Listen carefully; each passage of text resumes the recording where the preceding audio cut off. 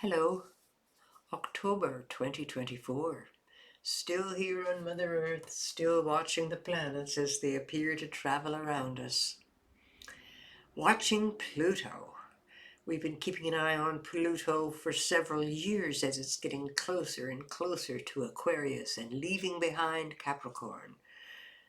Well, this is the big month. November is the exciting month. Hopefully not overly destructive. Pluto is the planet of death and power and birth and rebirth and power, government control, the misuse of power. So Pluto is evident in war. It's evident in extremes of that nature. And it's going to fully leave Capricorn behind, where it has been knocking down at the stability of our systems and our structures for the last 3-4 years. And enter Aquarius, where it will travel for the next period of years. Aquarius is weird and different and unusual and eccentric and very futuristic and concerned about equality. And this is what Pluto is heading towards in a dramatic way. So we'll see some potential activity of extremes in the month of November, starting about the 18th. And that's what's so interesting. As this huge shift is taking place of Pluto into Aquarius, finally, it's taking place in this shift at some point in everyone's chart. This is Israel's chart. So Pluto's changing signs from Capricorn to Aquarius within the fourth house of the country of Israel.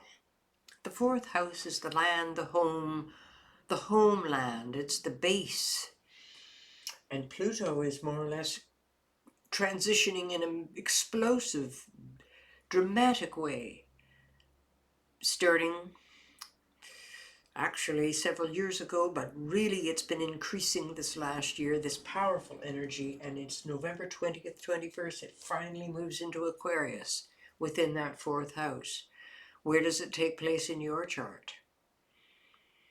As this big shift takes place of Pluto, we're also seeing in November, starting for the majority of the winter, Mars turning retrograde.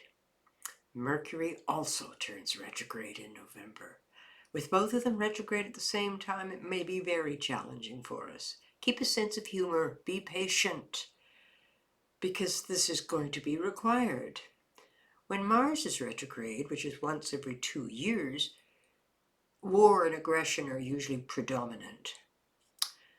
Guns and weapons of war. This is what Mars symbolizes, aggression and in general anger and fighting. So when Mars turns retrograde just after the American election, it's going to add another layer of energy to what's already going on with Pluto changing signs. Mercury turning retrograde, and Mercury symbolizes communications, how we communicate, our ideas. The last time Mercury was retrograde was end of July, early August, when the internet crashed all over the world and airlines were down, no one could fly, and the internet wasn't working for, I think, a period of many hours that day. Well, Mercury will turn retrograde at the end of November. Mars will turn retrograde on the 18th is when it sits stationary. It doesn't fully turn retrograde till a few days later. With both of those retrograde and Pluto changing signs in November, it will become an even crazier time. The sign Aquarius that Pluto is entering is so descriptive of what's going on in the American election and in the extremes in several countries. Many of the different countries are having extreme change take place. Aquarius. Aquarius is crazy and eccentric and very much descriptive of Donald Trump. And so is in another way potentially President Harris. We're talking about equality being stressed with Aquarius, and eccentricity and weirdness and difference, and everybody being concerned about the collective and the group.